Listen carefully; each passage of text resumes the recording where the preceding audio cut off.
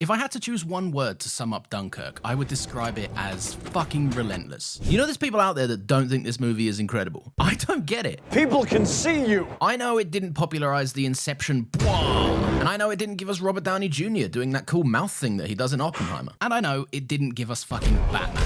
Alright? But it's so good. It's so good. If I'm honest, it might even be Big Chris's best film, or at least maybe his best work as a director. Chris Nolan is familiar with detachment, right? Blah, blah, blah. He named his protagonist the protagonist. Whatever.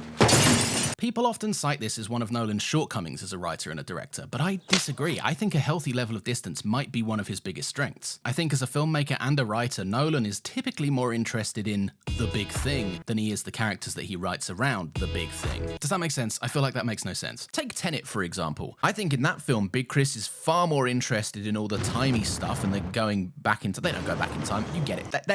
They do the reverse. You know, you've seen the movie. You know how they run weird. He's more interested in all that stuff and the cool catching the bullet stuff and the going back in time and all the cowboy shit. Cowboy shit. He cares more about that stuff than he does the character that John David Washington plays in that movie. It's not to say the character's bad or boring. You get tons of characterization. Guns are never conducive to a productive negotiation.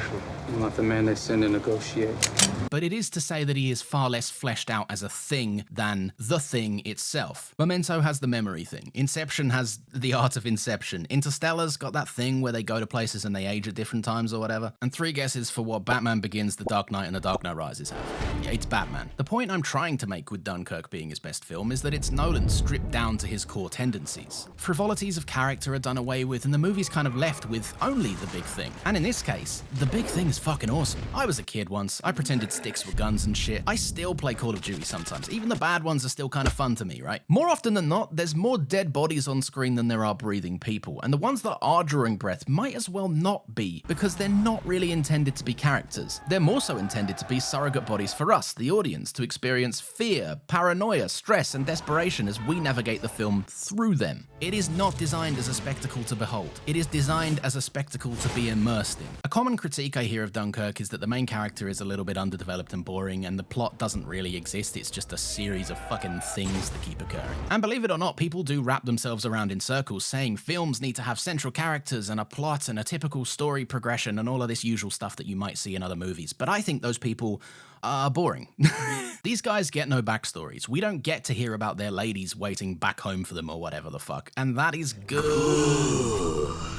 It's something different. It's something fresh. People say that it's funny that he called John David Washington's character literally the protagonist, but he did the exact same thing back in 2017 with Tommy. Tommy is a name for a British soldier. He literally picked a British soldier up and said, Tommy, job done. If you couldn't tell, I think this sort of approach to character is crucial in a movie designed to tell the story of a collective mass. You build empathy for these men by being immersed into their actions. I don't need to know their surnames or their origins or whatever to care about them, because when I see a human being about to be crushed by a ship or torpedoed or set on fire, it tends to make me care regardless. It's one of Nolan's greatest achievements in this movie that he can present a story about the intervention of human kindness amidst cruelty and reinforce that point by showing us as audience members that we don't need all the extra stuff to care about our fellow man. We don't need to know and we don't get to know any more about these fellas than the civilians on the boats do. And yet we care as much as they do all the same. Isn't that cool? I think that's fucking cool. That's cool. The opening scene aligns Nolan's priorities straight away. By calling the Germans simply the enemy, he has established them in the clearest way possible. All we need to know of them is the threat that they represent to the main characters, and depicting them as threatening is seriously at the top of Nolan's priorities in this opening scene. Through the entire opening sequence, we never actually see an enemy. They are never a clearly visually defined or established threat. The enemy's presence is felt more so through the fear of the protagonist and the looming threat of death that seems to be stalking him. We harshly cut in, and then all these guys jump out of their skins a little bit, like our omnipresent observation has somehow startled them. It's edited so precisely, it's such an effective way to open the movie. The camera positions us behind these guys, on their level, very much in their shoes, all whilst reinforcing this feeling that they're surrounded, on the back foot, and could be jumped at any time. Oh, and speaking of, The sound design is incredible here. The bullets fucking crack through the silence, and suddenly these men start to drop like flies. He jumps the fence, he fiddles with his gun a little bit, and he struggles to reload it. But then the fence just gets fucking obliterated, and the soldier cuts his losses and makes an all-out break for it. I really love this little detail because the film's already cleverly told us that surrender equals survival because of this little leaflet that they picked up or whatever. Oh, and by the way, Hoyt van Hoytema is the coolest fucking guy alive. He has shot some absolutely unbelievably stunning movies in the past. Think about Her, think about Nope. But for the last decade or so, he's kind of been Nolan's top boy ever since their first collaboration on Interstellar. And it's not hard to see why. In a film where surprisingly little is said from the almost entirely unexpanded upon characters, the established film language needs to become fluent with the audience almost immediately. And I think Dunkirk achieves this. This film, despite its large format, feels so claustrophobically oppressive. The juxtaposition of wide shots like these, followed closely by these fucking manic, horrible close-ups, we're way too close. This is so disorienting. I don't know about you, but I am actively unsettled by looking at how much room we could have had, and yet how uncomfortably close we're forced to be. We're constantly locked into a space that's flooding with water, or being forced to submerge underwater to avoid being set on fire, or we're thrust in a cockpit that we know has a ticking clock on its capability to fly. Every single choice here reinforces the underlying idea that the real struggle they face here is their own environment. They're fucked in the air, they're fucked on the beach, and they're especially fucked at sea. And the filmmaking responds accordingly given to their current predicament. It's so cool, it's really well thought out. Each setting in Dunkirk has its own established visual grammar, and through the use of incredible editing, they're packaged together and intercut between one another to maximize this feeling of mounting tension. Withholding a sense of catharsis is such an unusual practice within the medium of film. It's so mentally jarring to never get that one scene where things just relax for a moment. If most films go like this, right, with the tension of events rising and falling and rising again and then ultimately being resolved, Dunkirk would kind of play more like this insane, ever constantly rising line that comes close to approaching resolutions, suggests them as ideas to us, and then goes, nah, and harshly cuts away to some poor other bloke drowning or something. The film mentally conditions you to feel uneasy in any brief respite, to not trust the safe havens as they're presented to us because it's only a matter of time before that saving grace crumbles along with everything else. Speaking of oppression through cinematography, I was reminded of that scene in The Fabelmans where John Ford, played by David Lynch, says this. When the horizon's at the bottom,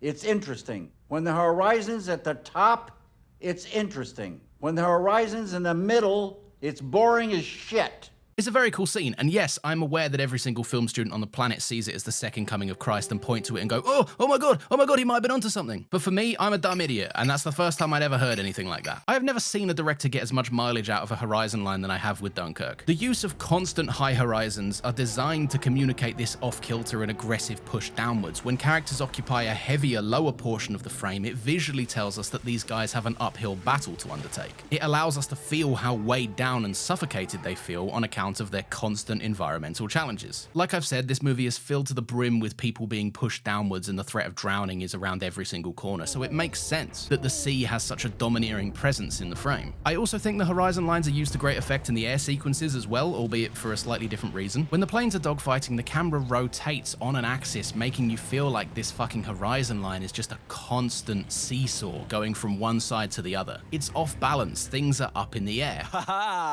The film is unsure as to how these active events are going to transpire, so it doesn't know quite what side of the threat line to put them on. It's a really fascinating use of such a simple fucking thing. Hans Zimmer apparently used something called the shepherd tone, which is an audio illusion of tone that seems to endlessly rise, and like, yeah, you feel it. You feel the entire soundscape in this. From the ticking and tocking of Christopher Nolan's watch, a bunch of mechanical sounds are integrated, weaving into this kind of orchestra of distant gunfire and spluttering engines and bombs either dropping or exploding or whatever else. It builds this sense of dread, which Lee Smith, the editor, only exacerbates. Now, what does exacerbate mean?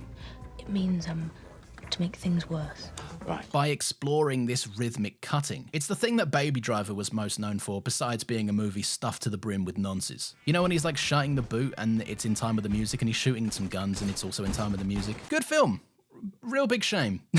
Anyway, Lee Smith uses it to great effect here, right? The cuts in action sequences happen in sync with the constant ticking of the movie, creating this almost subtextual link between the heartbeats of our barely surviving protagonists and the environmental threats that are posed to them constantly. It's a fantastically well thought out movie, and it's so perfectly put together that I genuinely can't understand criticisms for it being boring. I think Nolan often gets criticized for favoring the craft over the emotional resonance of the story he's telling. But I think by leaning into that viewpoint that he has, this. At least in this film, he's able to actually highlight the human experience that these soldiers went through to an almost greater degree. To sensationalize these events or to glamorize them might even feel demeaning in a way, maybe even exploitative, I'm not sure. But I think that in sidestepping that approach to make it the more Hollywood typical war movie, and in trying to craft a story solely focused on the technical elements, he's actually delivered a very, very human movie. Dunkirk relies on you building empathy for strangers. Dunkirk builds tension all that time and asks you to believe in a third act climax that is as simple as people helping out their fellow man. I mean, it ends with a resounding triumphant stance that even an on-paper loss is a win if lives were saved. And I think that's fucking nice. I think that's really cool. I don't know. Maybe you agree, maybe you don't. It's fine if you don't. I don't mind. Anyway, if you like this, I might do some more videos. The last time I said that was 2 years ago, mind you, but I might actually do some more from this point onwards. I guess we will wait and see, but feel free to like this video, feel free to subscribe, feel free to do other stuff. Is there other stuff you have to do on YouTube? I don't know. Anyway, much appreciated. Thanks for watching. Have a lovely day.